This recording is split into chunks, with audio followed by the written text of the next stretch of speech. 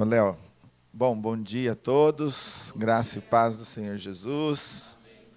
Ô, Léo, vocês têm estudo das 7 festas ou não? Não?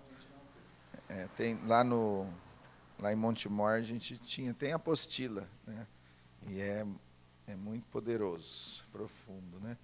É só como é que fala? Uma pitadinha, né, das 7 festas. Já houve o cumprimento de 2 festas. É um total de 3 festas, né? A primeira festa é dividida em 3 partes, que foi quando saíram do Egito. E ali você tem o momento da Páscoa, o cordeiro, né, que pintava o sangue lá nos umbrais. Aí você tem, a festa era conhecida pelos judeus, festa dos pães asmos, porque os pães asmos chamavam mais atenção, porque era 7 dias. Páscoa, pães asmos e molho das primícias. Então, Jesus cumpriu, né, quando ele morreu na cruz, ele foi o cordeiro, ele passou pela morte, os pães asmos ali, era aflição de alma, nenhuma obra serviço fareis, aquela coisa bem assim para baixo, né? Uma festa. E depois o molho das primícias, o sacerdote pegava um feixe, molho é de feixe, as primícias da colheita. Aí o sacerdote pegava aqueles primeiros feixes da colheita e movia diante de Deus. E daí depois vem a semana, né, a festa das semanas, que era o Pentecostes depois, festa da semana. Então, Jesus, ele morre, ele fica morto, então os pães asmos representam isso, mas ele é as primícias da ressurreição. Então, Jesus foi o primeiro que se apresentou diante de Deus, apresentado, o molho das primícias. E depois de passadas semanas da colheita, o Pentecoste. Você sabe disso, você fez aula lá em Montemor. E aí, então, daí depois vem toda a colheita, né? Você tem a primícia das colheitas, mas a festa de Pentecostes, ou festas das semanas, representa, né, aí toda a colheita. E daí a vinda do Espírito Santo no dia de Pentecostes, ela vem para falar, olha, Jesus é a primícias da ressurreição, mas agora pelo Espírito, todos nós que recebemos o Espírito, nós também ressuscitamos com Cristo. Então é a grande colheita maravilhosa. Então essas 3 primeiras festas, que você pode chamar de uma, e Pentecostes, a segunda, elas se cumpriram não só em Israel, em Cristo e pela vinda do Espírito, elas aconteceram. Mas passado esse tempo, depois, dá uma olhadinha, porque tem uma festa que ela se divide em 3 partes, que esta ainda não se cumpriu, que é as últimas festas, que é a festa das trombetas, o dia da expiação e tabernáculos. Essa a gente olha, há 2000 anos se cumpriu, mas na volta de Jesus, ou próximo da volta de Jesus, vai ter toque de trombetas, vai ter dia de expiação, e tabernáculo é quando Cristo vem tabernacular. Então a gente também olha que esse tempo de Pentecostes, porque nós ainda estamos nessa festa, né? Ela é que perdura até a volta de Jesus. Mas é só isso, porque essa questão das festas é algo que me mexe, e pensar que ainda tem coisa para acontecer, tem umas festas para cumprir aí, que vai ser maravilhoso. Mas agora eu queria rapidamente orar. Ó Pai, obrigado por esse tempo precioso aqui, Senhor, e ainda queremos mais de Ti nesta manhã. Eu peço que a Tua palavra, ela venha, ela flua através da minha vida, e o Senhor fale comigo novamente, o Senhor fale com os meus irmãos que aqui estão, e que mais uma palavra chegue aqui em cada coração. Teu nome seja exaltado, em nome de Jesus. Não sei que oração, também não quero saber. Eu vou pregar aqui. E eu queria que rapidamente você abrisse a tua Bíblia em 1 Pedro, que eu quero só ler um trechinho aqui, 1 Pedro 1, antes de... Isso aqui faz parte da palavra. 1 Pedro 1, 17, diz assim, ora, você vai abrindo, eu vou falando, se invocais como Pai, aquele que sem acepção de pessoas, julga segundo as obras de cada um, portai-vos com temor durante o tempo da vossa peregrinação, sabendo que não foi mediante coisas corruptíveis como prata ou ouro que fostes resgatados do vosso fútil procedimento que vossos pais vos legaram, mas pelo precioso sangue, como de cordeiro sem defeito e sem mácula, o sangue de Cristo, conhecido com efeito antes da fundação do mundo, porém manifestado no fim dos tempos por amor de vós, que por meio dele tendes fé em Deus, o qual ressuscitou dentre os mortos e lhe deu glória, de sorte que a vossa fé e esperança estejam em Deus. Então esse texto aqui, de Pedro, a gente vê que tem uma mensagem para toda a humanidade, para todos nós. Tem algo que a gente precisa saber com o coração aí. Tem um evangelho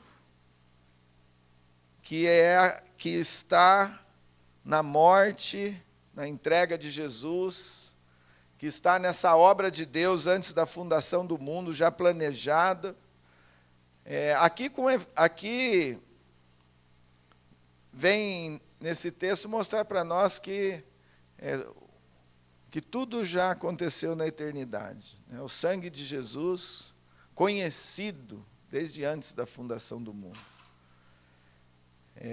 E aqui fala desse Jesus que também ressuscitou dentre os mortos e o Pai lhe deu glória, então mostra já Jesus exaltado. E eu queria falar um pouco sobre esse Cristo, sobre esse Jesus, que é apresentado para nós como um cordeiro. Cordeiro sem defeito, sem mácula, sem mancha alguma, sem defeito. Um texto que eu gosto também, 1 Timóteo, capítulo 3, o verso 16, fala grande o mistério da piedade. Porque ali, aquele texto que a gente leu, ele mostra desde antes até o Jesus glorificado. E esse texto aqui eu também gosto porque ele resume também a obra de Cristo, que Paulo fala assim, aquele que foi manifestado na carne. Então Jesus, o sangue foi entregue lá antes da fundação do mundo, mas manifestado, sangue manifestado. Aquele que foi manifestado na carne, foi justificado em espírito, contemplado dos anjos, pregado aos gentios, crido no mundo, recebido na glória. Então aqui fala da escada. Jesus, ele é a escada que liga os céus e a terra. Nós somos o corpo de Cristo e nós também estamos, a obra de Cristo através da igreja é fazer essa ligação de céus e terra. Quando Jacó viu aquela escada e anjos subindo e descendo por ela, Jesus depois falou, vocês verão os céus abertos e os anjos subindo e descendo sobre o Filho do Homem. Vocês estão aí espantados de que os espíritos se sujeitaram a vocês? Eis que verão os céus abertos, o Filho do Homem. E aqui esse texto, ele mostra essa escada. Aquele que foi manifestado em carne, está na terra. Justificado em espírito, visto dos anjos no céu, pregado aos gentios, crido no mundo, recebido na glória. Jesus, ele está no céu e na terra, ele liga céus e terra.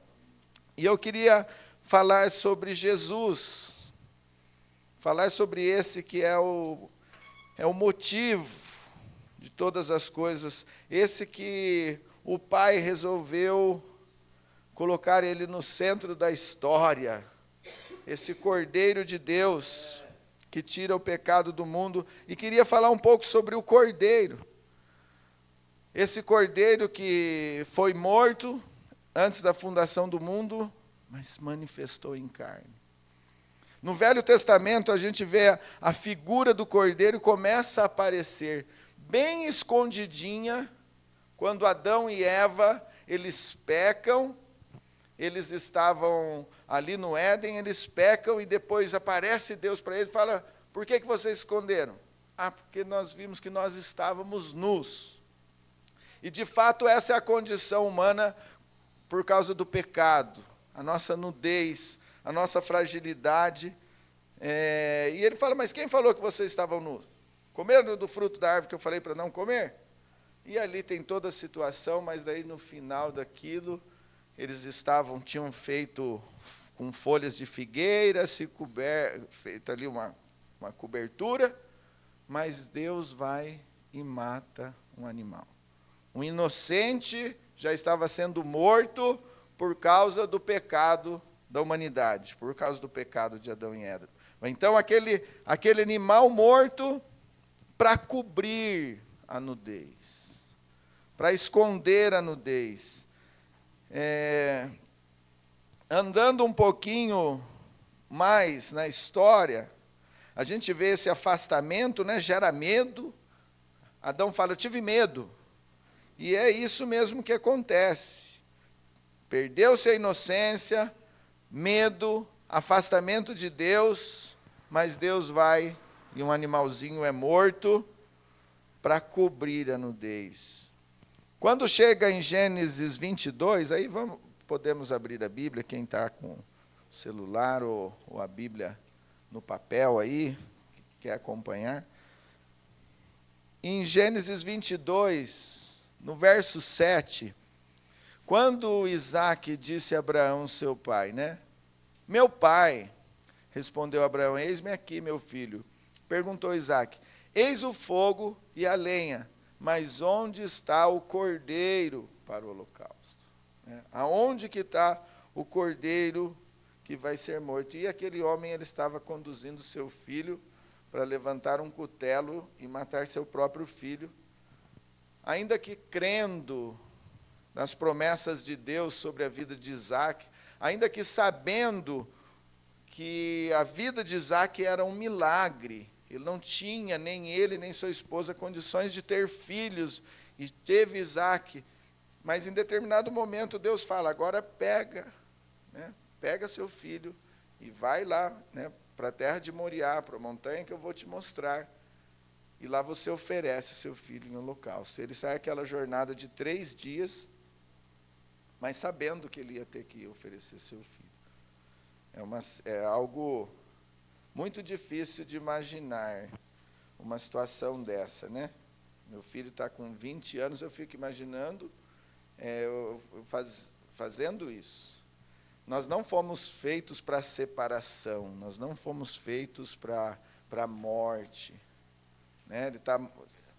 Aqui tem muitos jovenzinhos aqui que estão fora de casa. Os pais de vocês têm um coração apertado lá. O que está acontecendo? Onde que está? Meu filho está fora. A saudade, nós não fomos feitos para isso, para a separação, para o distanciamento. Nós não fomos feitos para pegar os nossos filhos e levantar um cutelo e fazer uma coisa dessa aqui. Mas ele está numa caminhada, ele está para abrir as portas para algo majestoso, porque Deus vai falar assim, não vai ser o seu filho que vai morrer, vai ser o meu filho que vai morrer. Não vai ser, você está entregando tudo que eu te dei, você está oferecendo o que você tem de mais precioso, que eu falei que iria te abençoar, que todas as nações da terra, você ia ser pai de multidão, você ia ser não só pai exaltado, mas pai de multidão, através do descendente. Mas Deus está como falando assim, agora pega todas essas minhas promessas e me entrega. Confia plenamente em mim, entrega tudo isso de volta, e é isso que está acontecendo. A autoridade Deus deu ao homem, e parece que aqui Abraão está nesse momento com Deus, ele está abrindo uma porta no céu, algo está acontecendo ali, que Satanás não... Como é que ele vai entrar nessa? Porque O homem está devolvendo para Deus. O homem está abrindo, parece que abrindo as portas para o Filho de Deus vir e morrer. Mas aqui o cordeiro, ele é o substituto de um filho. Aqui Abraão olha para, no verso 13, e tendo Abraão erguido os olhos, viu atrás de si mesmo um cordeiro, preso pelos chifres, atrás do arbusto, tomou o cordeiro e ofereceu em holocausto em lugar de seu filho. Substituiu o filho de um homem, abriu as portas aqui, né? É algo maravilhoso de se pensar isso que está acontecendo. Mas um pouquinho mais à frente, nós vamos ver o cordeiro em Êxodo 12. Parece 150 vezes o cordeiro no Velho Testamento, em lugares diversos, sendo oferecido. Mas agora em Êxodo 12, a Páscoa, a libertação do povo, e essa libertação Deus traz aqui novamente o cordeiro, de forma central nesta libertação. No verso 3, falai a toda a congregação de Israel, dizendo, aos 10 dias do mês, cada um tomai para si um cordeiro, segundo a casa de seus pais, um cordeiro para cada família. Mas se a família for pequena para um cordeiro, então convidará ele o seu vizinho mais próximo, conforme o número das almas, conforme o que cada um puder comer. Por aí calculareis quantos bastam para o cordeiro. O cordeiro será sem defeito, macho de 1 ano. Podereis tomar um cordeiro ou um cabrito, e o guardareis até o 10º dia do mês. Então, o cordeiro ia ser testado para ver se ele era sem mácula mesmo, ia ser observado, né? E Jesus, quando veio, ele foi testado pelos fariseus, se achegavam nele tentando ver se ele tinha defeito, tentando pegar o pecado, tentando achar a condenação de Jesus. E esse cordeiro testado, que era testado pelas famílias, testado pelos sacerdotes, Jesus, quando veio, também ficou, né, ali em Jerusalém sendo testado. E guardareis até o 14º dia do mês, e todo o ajuntamento da congregação de Israel imolará o cordeiro no crepúsculo da tarde, tomará do sangue e o porão em ambas as ombreiras e na verga da porta, nas casas em que comerdes. Verso 13, o sangue vos será por sinal nas vossas casas. Então, conforme vai caminhando na história, agora o cordeiro ele está sendo morto por causa de toda a nação que está sendo liberta de Israel. Agora o cordeiro ele vai ser o substituto dos primogênitos. A morte não vai entrar nas casas do povo de Israel. Aquele sangue nas portas era impedimento de entrada da morte. Eles tinham que comer o cordeiro. Agora não é só a morte, oferecimento a Deus. Agora o cordeiro já aparece para ser saboreado, para ser ali, ele ia alimentar o povo que iria entrar numa jornada. Estava sendo livre, mas eles iam entrar numa jornada. Come e come tudo, não deixa sobrar nada. Chama uma família, se a família é pequena, come, mas come tudo. Ia ter pressa. Quanto mais nos aproximamos de Cristo, a revelação desse cordeiro vai aparecendo. Um animal para cobrir, substituindo um filho, e agora para a salvação dos primogênitos e libertação de todo o Israel. E eu queria falar de uma ovelha um pouco escondida e diferente também, que é a do Salmo 23, porque a gente sempre toma o Salmo para nós, porque Jesus se apresentou como o bom pastor. Ele foi o bom pastor, né? Ele Eu sou o bom pastor e as minhas ovelhas conhecem a minha voz. Mas o Salmo 23, a gente tem que pensar que a ovelha que desfrutou mais dos pastos verdejantes do Senhor, a ovelha que caminhou pelo vale da sombra da morte, também ali, e cuidado pelo pastor, que primeiro Jesus foi esse que se colocou dessa forma diante de Deus, aquele que fala assim, né, que foi servido pelos anjos no final da tentação, até mesmo no deserto ali de Satanás. Jesus foi servido, e no Salmo 23 fala: preparas uma mesa para mim na presença dos meus inimigos, o meu cálice transborda. O Cordeiro, Jesus, ele andou como um cordeiro na terra. Isaías 53 apresenta agora um homem, ele apresenta alguém que vai aparecer na história, que vai surgindo, que ninguém tem a aparência dele como de alguém diferente, que tem formosura, vai surgindo como um brotinho na terra. Essa a raiz dessa palavra, desse brotinho aqui, é a mesma raiz da palavra Nazaré. Então Jesus, quando fala Jesus, o Nazareno, é Jesus o renovo, aquele que vai surgindo como um renovo, um brotinho, uma raiz numa terra seca.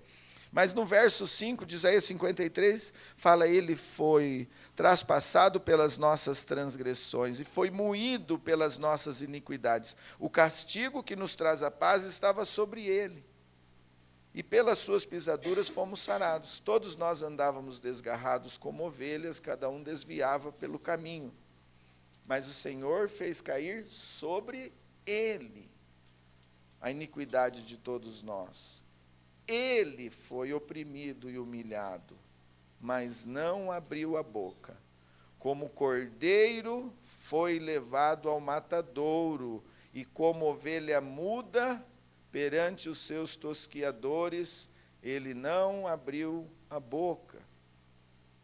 O texto ainda fala que agradou o Senhor moê-lo. Ele fala de uma pessoa. Aquilo que é o cordeiro, agora Isaías, nós estamos nos aproximando de Jesus, e ele fala: olha, o cordeiro é alguém que vai morrer no meu lugar, no nosso lugar. Ele vai ser oprimido, ele vai ser humilhado, ele vai ser traspassado. Todas estas coisas vai cair sobre ele por causa do pecado de todos nós. Então, nós chegamos em João, capítulo 1, conhecida declaração de João Batista,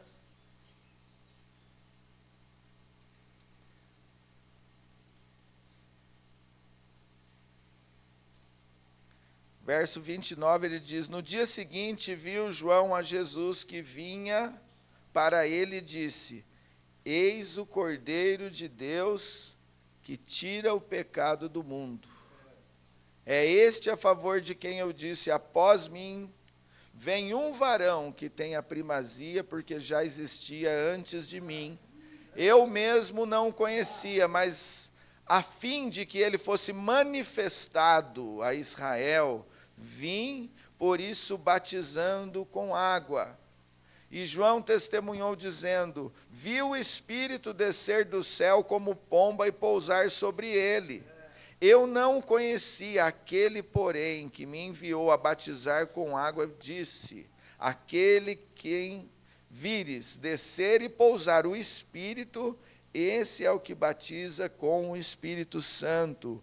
Pois eu, de fato, vi e tenho testificado que ele é o Filho de Deus, manifestado em carne, o Cordeiro de Deus que tira o pecado do mundo, o Cordeiro que vem sendo revelado, vem sendo mostrado na história. Agora ele vem em carne. Agora ele vem para cumprir todas as promessas. Agora todos aqueles animaizinhos inocentes mortos ali em Israel, as ofertas pelo pecado, nas festas de Israel, mas agora vem o Filho de Deus para morrer em nosso lugar. E no capítulo 6, Jesus tem um discurso que assusta muitas pessoas. Ele tem uma fala, no verso 53, do capítulo 6 de João, Jesus diz: em verdade vos digo, se não comerdes a carne do Filho do Homem, e não beberdes o seu sangue, não tendes vida em vós mesmo.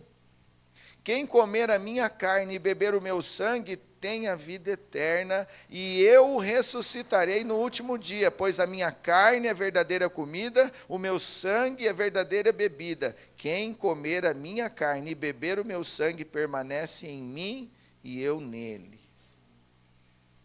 Jesus, ele traz isso, depois ele institui a ceia, ele fala do pão e do vinho, mas ele está falando da sua carne, do seu sangue.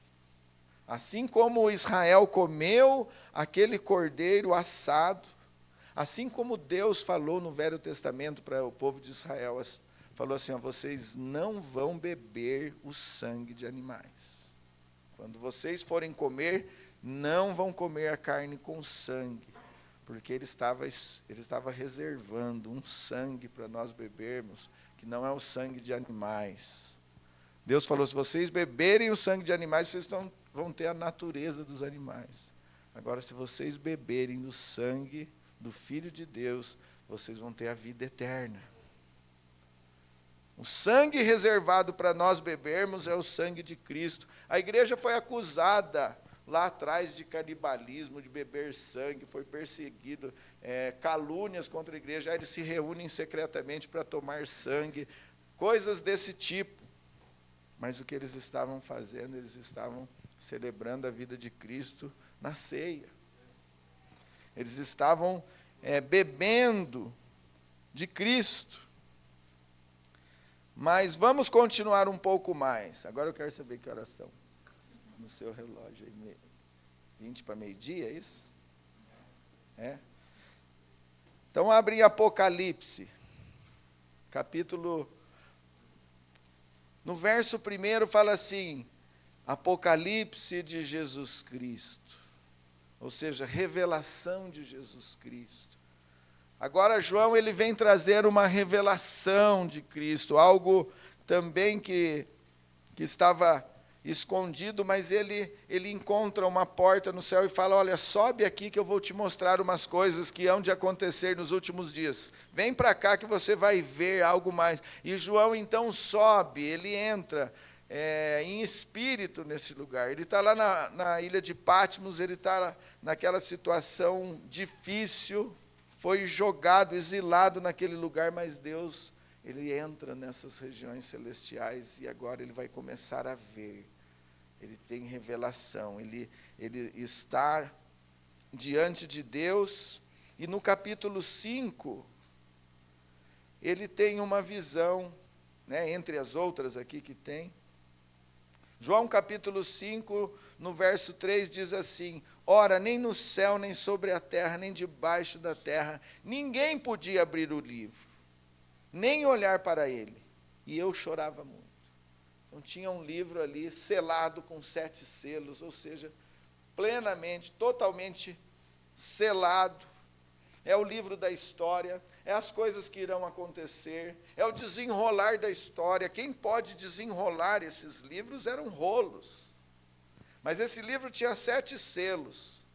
Os selos, eles eram, quebrava-se um selo e desenrolava. Então tinha pessoas que tinham autoridade para ler até uma parte.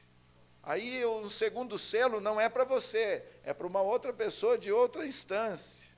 E aquela pessoa então abria o livro e lia mais um pouco, algumas coisas que estavam escondidas que era só para aquela pessoa. E esse livro tinha 7 selos, e ninguém era digno de abrir o livro. Ninguém podia desatar os seus selos E ele sabia que aquele livro é a história, é o que vai acontecer, é as coisas continuarem. Nem no céu, nem na terra, nem debaixo da terra. Nem anjos, nem pessoas, nem demônios, nada, em lugar nenhum podia ser encontrado alguém que pudesse abrir o livro. E o que sobra para João é choro. O que sobra para todos nós é choro. Nós não somos dignos, nós não conseguimos, e o que resta é essa indignidade humana, essa incapacidade humana, essa fraqueza humana. E ele chora, porque ninguém foi achado digno de abrir o livro. Todavia, um dos anciãos disse: não chores.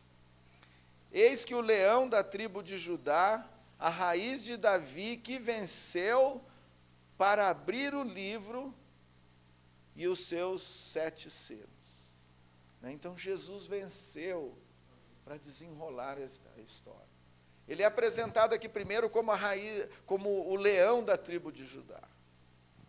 Não vamos falar de Judá agora, de falar sobre isso, né?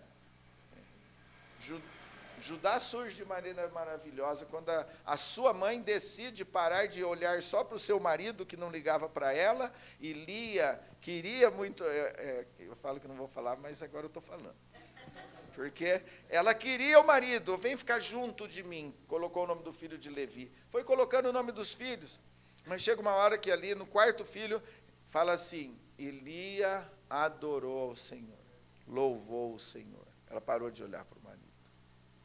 Aí Deus falou: opa, gostei. É Judá. Né? Pôs o nome no filho de Judá. E depois o próprio Judá, quando José está lá preso, ele fala para o pai: pai, deixa eu levar Benjamim. O pai confiava em Judá, dentro daqueles mais velhos, apesar de todas as coisas erradas que ele já tinha feito.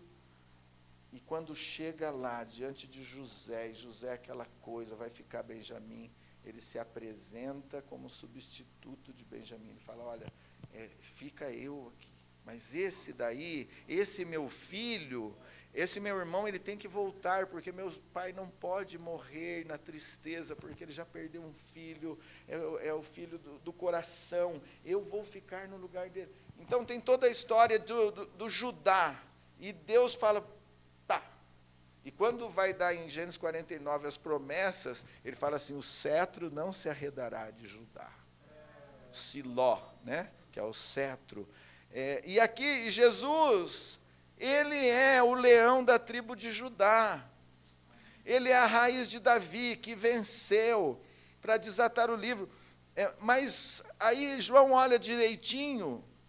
Então vi, verso 6, no meio do trono, um dos 4 seres viventes, e em pé, ou seja, bem vivo, bem ali na posição de autoridade, um cordeiro, como tendo sido morto. Ele é o leão da tribo de Judá, mas você olha para ele é o cordeiro que foi morto, mas agora ele está exaltado.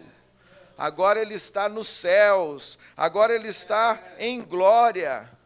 Ele tinha 7 chifres, ou seja, todo poder pertence a Jesus. Ele é o Rei dos Reis, Senhor dos Senhores. Os chifres representam poder.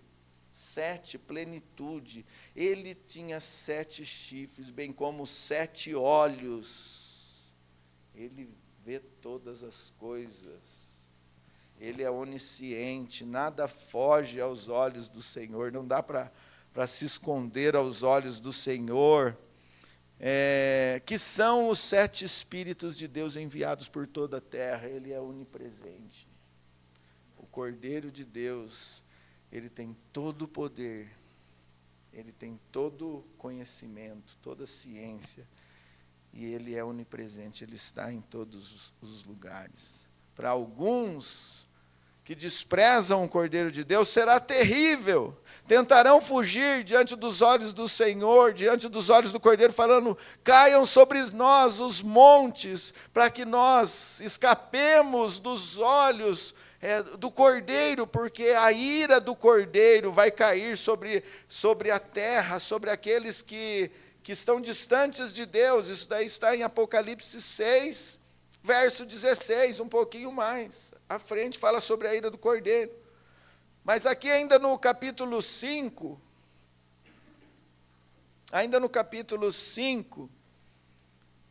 diz assim, ele veio, pois, tomou o livro da mão direita daquele que estava sentado no trono, e quando tomou o livro, os 4 seres viventes, os 24 anciãos, prostraram-se diante do Cordeiro, tendo cada um deles harpas e taças de ouro, cheias de incenso, e entoavam um cântico dizendo: digno é de tomar o livro e abrir os seus selos, porque foste morto, e com teu sangue compraste para Deus os que procedem de toda tribo, povo, língua, nação, e para o nosso Deus os constituíste reino e sacerdotes, e reinarão sobre a terra.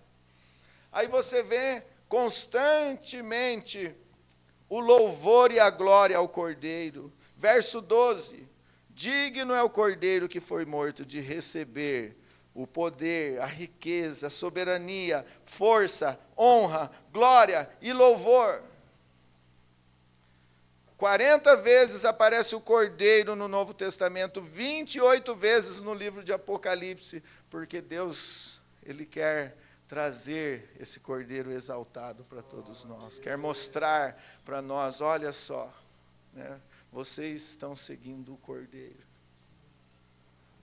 Eis que vos envio como cordeiros no meio dos lobos, mas nós temos um Senhor que é o Cordeiro de Deus exaltado.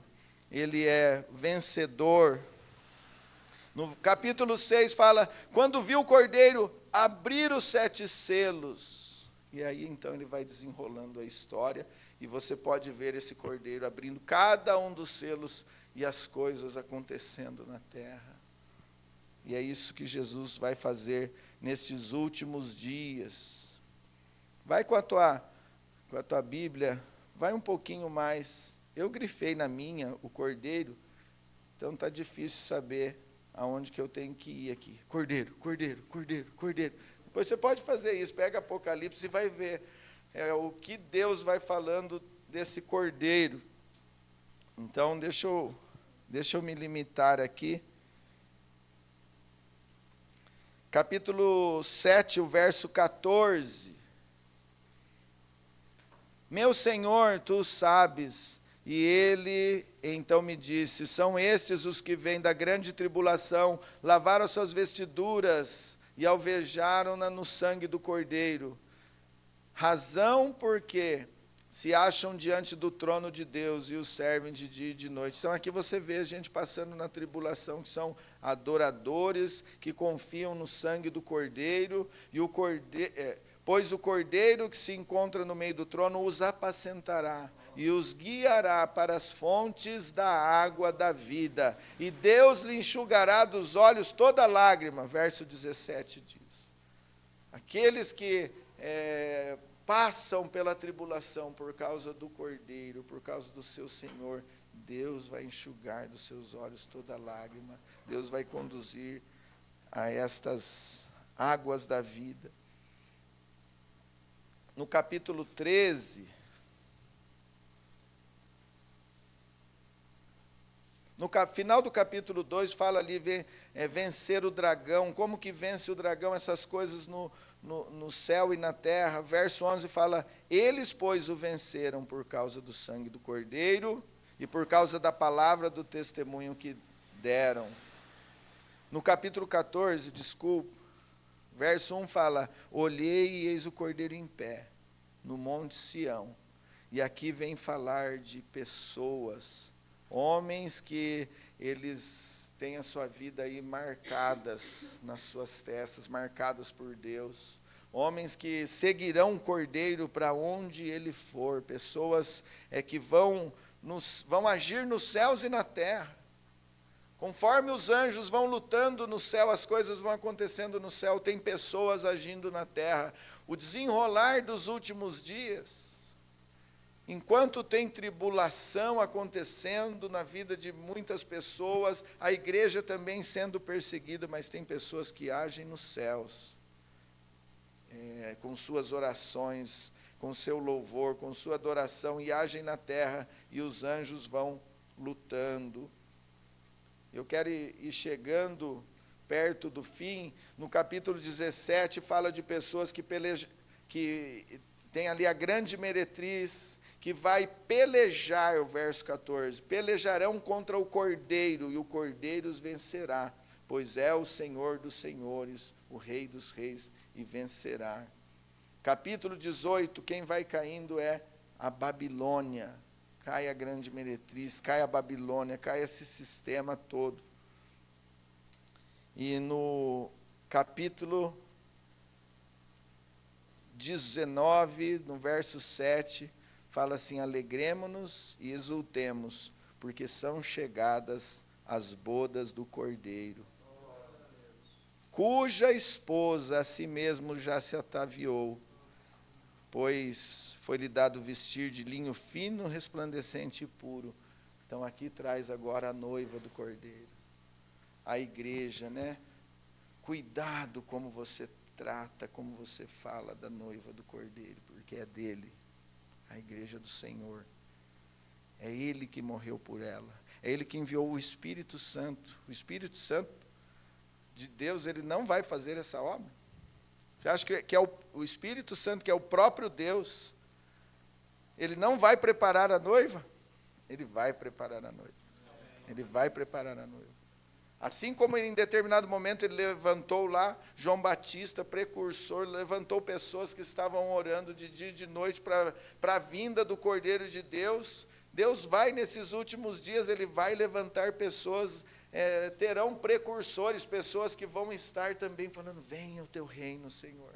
Manifesta na terra, age no meio da tua igreja, abençoa, transforma a tua igreja, santifica, e estas coisas vão acontecendo nos céus e na terra. O Espírito Santo, Ele foi enviado por Deus, Ele é o ensinador, Ele é o consolador, Ele é que vai preparar essa noiva. Como Abraão mandou o seu servo para ir buscar a noiva para o seu filho Isaque, e ele vai lá e ele observa a moça, mas chega uma hora, ele fala para ela: você vai vir? E ela fala: vou. E ele traz a noiva, ele traz a noiva.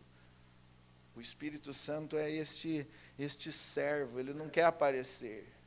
O Espírito Santo é esse que ele aponta para Cristo, ele aponta para Jesus, ele está aí agindo, ele é tão discreto, o Espírito Santo, nesse sentido, não no poder, que determinadas filosofias e pensamentos veem ele só como uma força ativa de Deus, e erradamente não vem como uma pessoa. O Espírito que intercede, que geme, o Espírito que tem ciúmes de nós, o Espírito que quer nós cada vez mais santos para Jesus, cada vez mais entregues, o Espírito que quer ver essa obra de Cristo acontecendo dentro de nós, que quer ver, o nosso coração queimando cada vez mais. Esse Espírito, ele está preparando a noiva. Na volta de Cristo, essa noiva, capítulo 21, verso 9, no final do verso 9 fala assim: vem, mostrar-te-ei a noiva, a esposa do Cordeiro. E me transportou em uma grande e elevada montanha, e me mostrou a santa cidade, Jerusalém, que descia do céu da parte de Deus. O Espírito Santo está preparando a noiva do Cordeiro, que somos nós. E eu queria trazer, para o teu coração nessa manhã, que a gente, os olhos do nosso coração, a gente possa ver o Cordeiro. A gente possa saber em quem nós temos crido, naquele que tem toda a história, está nas mãos dele, naquele que já antes da fundação do mundo, tudo preparado, e ele nos chama para ser, ele nos chama para sonhar e desejar e se entregar a esta obra, como João Batista pôde pôde ser, ele não fez um milagre, João Batista, mas ele apontou para Jesus e falou: eis o Cordeiro de Deus que tira o pecado do mundo. Foi aquele que foi tirado, ele saiu, foi para o deserto, saiu daquele sistema que havia corrupção, e ele foi se separar um tempo, e lá ele encontrou a voz de Deus. Lá ele encontrou um Senhor falando: chama as pessoas para as águas, que eu vou apresentar meu filho. Ó Senhor, que a gente possa ter a vida no teu altar nesse tempo, a gente possa ter essa entrega de todas as coisas, sabendo que o Senhor se entregou por nós em primeiro lugar, Senhor. Em nome de Jesus, que cada casa, cada família aqui possa saborear do Cordeiro de Deus, em nome de Jesus, que a gente receba desta vida, em nome de Jesus. Que a gente possa, no nosso lar, Senhor, na nossa casa, no nosso dia a dia, Senhor, estar desfrutando do Senhor, porque o Senhor é esse que vem se misturar com a gente, de tal forma que o Senhor quer ser comido, quer ser bebido, o Senhor quer vir nas nossas entranhas, transformando todo o nosso ser, Senhor. O Senhor quer nos resgatar plenamente, quer tirar o pecado do nosso coração completamente. Eis o Cordeiro de Deus que tira o pecado do mundo. Essa obra do Teu Espírito profunda dentro de nós, em nome de Jesus, que cada vez mais a gente possa dar ouvidos ao Teu Espírito e nos rendermos a isso, ó Pai, em nome de Jesus, nome de Jesus. Amém.